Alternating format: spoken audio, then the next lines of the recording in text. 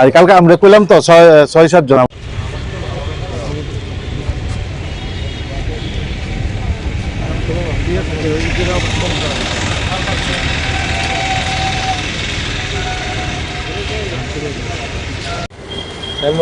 মেয়রিন councillor লইতে মনে হয় আগরতলা পুরসভার অর্থ চা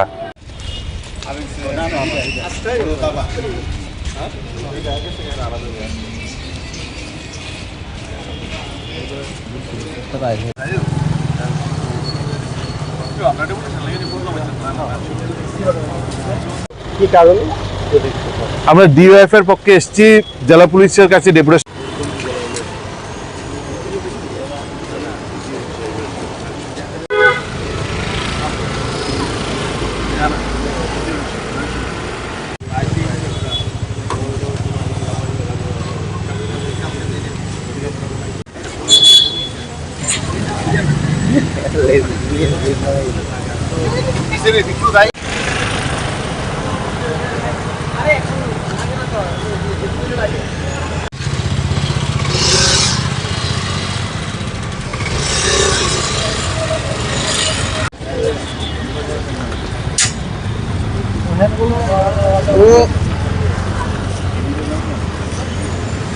আমরা জেলা সুপারের নিকট ডেপুটেশনে মিলিত হচ্ছি ডিওএফ এর পক্ষে।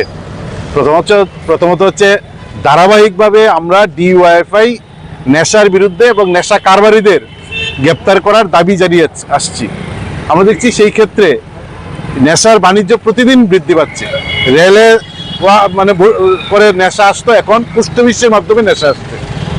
আমরা ধারাবাহিকভাবে তার বিরুদ্ধে যখন লড়াই করছি, আমরা দেখছি এই সময়ে রাজনৈতিক দুর্বৃত্ত আর নেশা কারবারি তারা মিলে যারা নেশার বিরুদ্ধে কথা বলছেন, নতুন করে ষড়যন্ত্র করছেন, তাদের মামলা করে তাদের নামে মিথ্যা মামলায় ফাঁসিয়ে দিচ্ছেন।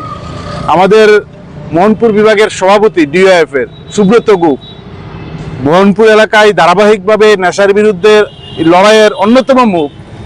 গত কয়েকদিন আগে একটা সভায় গিয়েছিলেন। পরিকল্পিতভাবে রাজনৈতিক দুর্বৃত্ত এবং নেশা কারবারি তারা যৌথভাবে পরিকল্পনা করে একটা মিথ্যা মামলায় ডিওএফ এর নেতা সুব্রত গুপকে ফাঁসিয়ে দিলেন। আমরা দেখছি শুধুমাত্র সুব্রত গুপ না, সমাজকর্মী শুভম বিশ্বাস, সে নেশা মুক্ত কেন্দ্র চালায়, নেশা দুর্নীতির বিরুদ্ধে মুখ খুলেছেন, তাকে ফাঁসিয়ে দিল। প্রসেনজিৎ সরকার আমাদের কর্মী না, বামপন্থী না, কিন্তু নেশা এবং দুর্নীতির বিরুদ্ধে ধারাবাহিকভাবে কথা বলছেন, প্রসেনজিৎ সরকারকে এই মিথ্যা মামলায় ফাঁসিয়ে দিলেন। ফলে নতুন করে ষড়যন্ত্র শুরু হয়েছে। নেশা দুর্নীতির বিরুদ্ধে কথা বললেই তাদেরকে নতুনভাবে ষড়যন্ত্র করে রাজনৈতিক দুর্বৃত্ত এবং নেশাকারীরা যৌথভাবে পরিকল্পিতভাবে তাদের মিথ্যা মামলায় ফাঁসিয়ে দিচ্ছেন।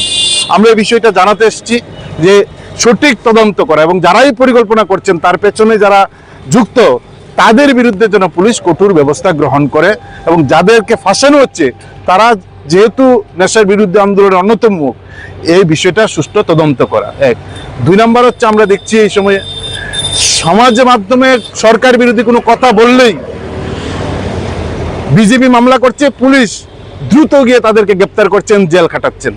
আর তাতে উৎসাহিত হয়ে সরকার বিরোধী সোশ্যাল মিডিয়াতে কেউ কথা বললে এখন বিজেপির দুর্বৃত্তরা তাদের ধরছেন, মারছেন, কান ধরে উঠবোস করাচ্ছেন, বাড়িতে গিয়ে আক্রমণ করছেন। ভয়ঙ্করতম ঘটনা সেই জম্পুই জেলা সংঘটিত হলো। মামলা পর্যন্ত এই সমস্ত ক্ষেত্রে নিচ্ছেন না।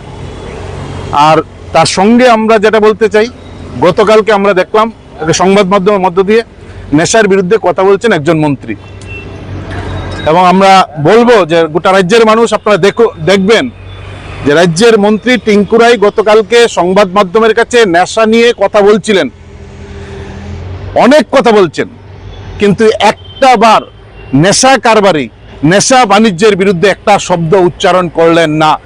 আমরা মাননীয় মন্ত্রীকে জিজ্ঞেস করতে চাই যে আপনি নেশা মুক্তির কথা বলছেন, অথচ নেশা কারবারি নেশা বাণিজ্যের বিরুদ্ধে আপনি একটা শব্দ উচ্চারণ করলেন না।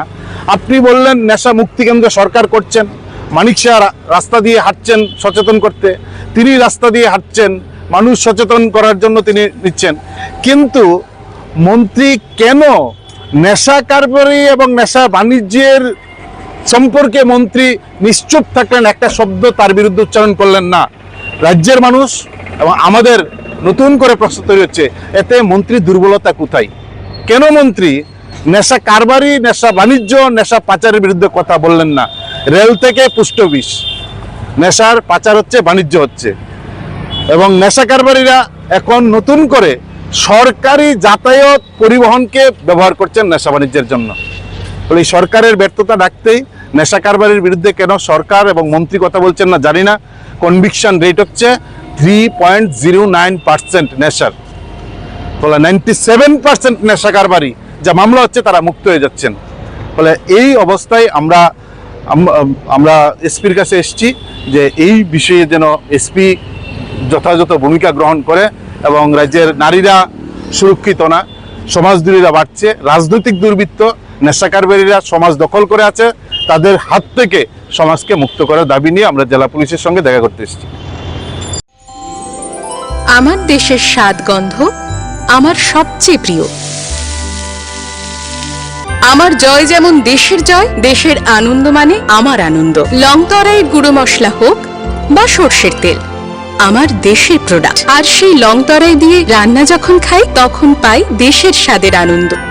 সবার সাথে সেই স্বাদের আনন্দ ভাগ করে নেবার মজাই আলাদা। দেশের স্বাদের আনন্দ লংতরাই।